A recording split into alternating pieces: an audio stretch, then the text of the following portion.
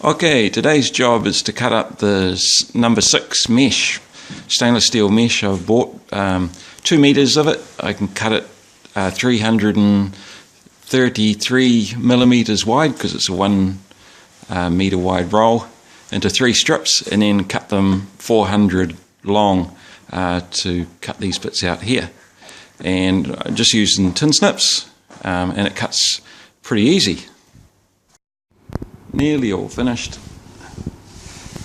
I'm just cutting through them with the tin snips.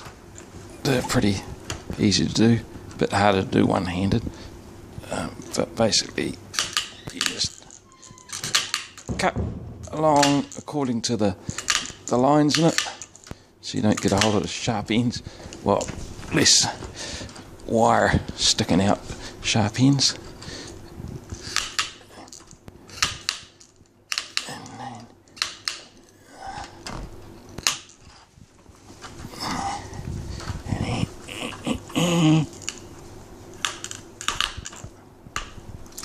Done.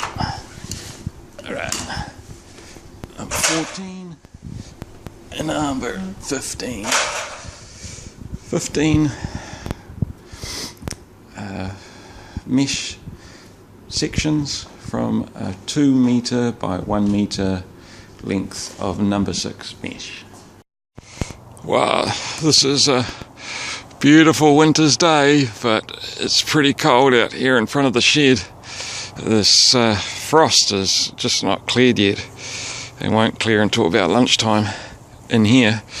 I've put the mesh in over the hole, and now what I'll do is I'll centre it in there, tack it in the corners with a hand tacker, and then whip around the edge with the air compressor tacker to get it all nice and square and straight.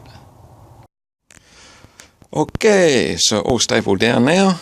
I just basically stapled it in the 2 corners, out here and here, stretched it out nice and square, and stapled it in the other corners, put a staple in the middle, and then just filled up in between with the compressor stapler around the edge. Turned out not too bad. So that's just over the brood end of the hive.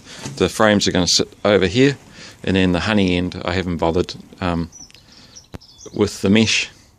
Most of the varroa, I presume, are under the brood, will drop down through there, and it means that the ventilation isn't interfered with too much either. I was about to start doing a bit of painting. You notice that the outside's got 1 coat already on it, self-priming paint.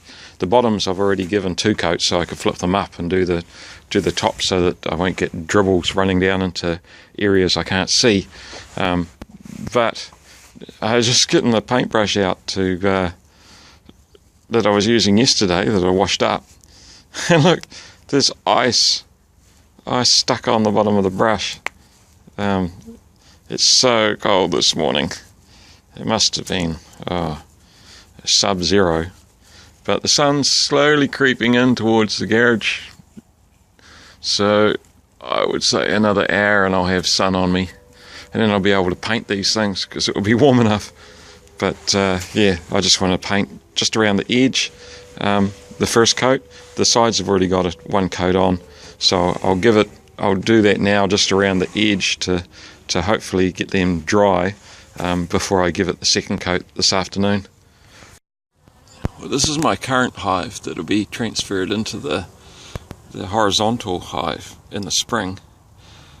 It's pretty darn cold today, but the sun is on this hive.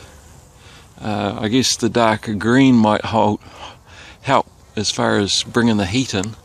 The area where I've got them is facing sort of northeast, so it's just perfect to get the morning sun and then most of the sun right through the day. So they're busy as today. Last time I saw them flying in and out, they had bringing back pollen. Today they just seem to be probably flying out for a poop and back in again. So, but yeah, there's still, oh yeah, there's pollen there. There's pollen. quite a dark reddy pollen. I see some wasps flying around and them getting stuck into them as well, so yeah, they're looking pretty healthy from outside anyway, and I'm not going to open them at the moment. So, yep.